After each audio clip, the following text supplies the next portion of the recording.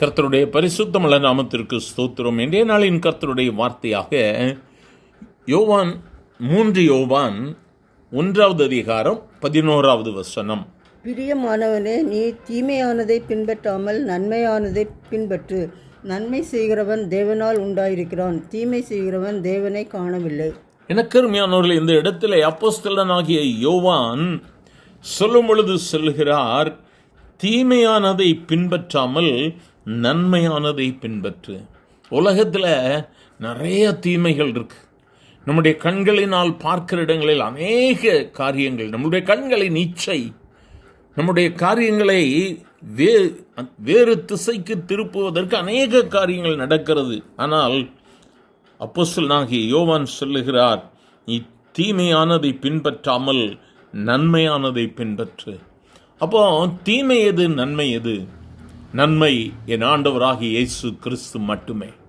இயேசுவை நீ பின்பற்றுவாயானால் நீ தீமையை பின்பற்ற முடியாது. இயேசு உன் இருதயத்தில் சொல்வார், நீ பார்க்கிறது தவறு, நீ செய்வது தவறு, உணர்த்தப்படுவாய். ஆகவேதான் அவர் சொல்லுகிறார், நீ நன்மையானதை பின்பற்று. அந்த நன்மையை செய்கிறவன் தேவனால் உண்டாயிருக்கிறான். ஆகவே நாம் இயேசுவை பின்பற்றி நாம் அவருடைய வார்த்தைகளை கேட்டு நடக்கும் பொழுது நாம் நம்முடைய தேவனால் உண்டாயிருக்கிறோம். தீமை செய்கிறவன் தேவனை காணவில்லை. ஏன்னா பிசாசு ஆண்டவரை பார்க்க விட மாட்டான். ஆகவே தான் அவன் தீமை செய்கிறவனாக இருக்கிறான். இந்த வார்த்தைகளை கேட்கிற தேவ பிள்ளையே, என்ன நாளிலும் நாம் எதை பின்பற்றி கொண்டிருக்கிறோம்? ஒரு பக்கம் தீமை, இன்னொரு பக்கம் நன்மை. 50-50.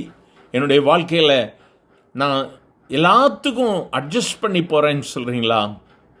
கர்த்தர் அதை விரும்பவில்லை.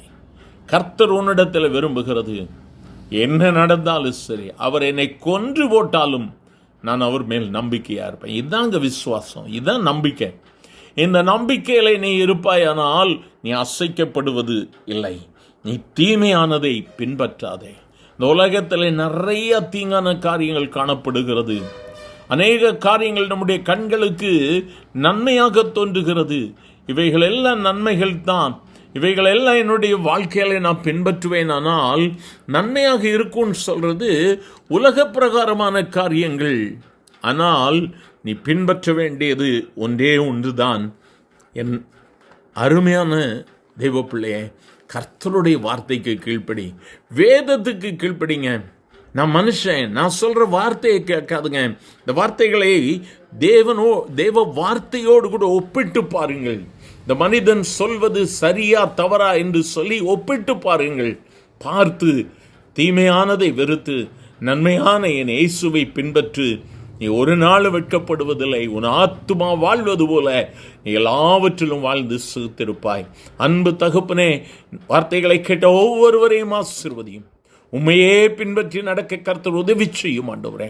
மேலானவைகளை பின்பற்றி மேலானவைகளை சுதந்திரிக்க கர்த்தர் உதவி செய்யும். இயேசுவின் நாமத்தில் பிதாவே, ஆமேன், ஆமேன்.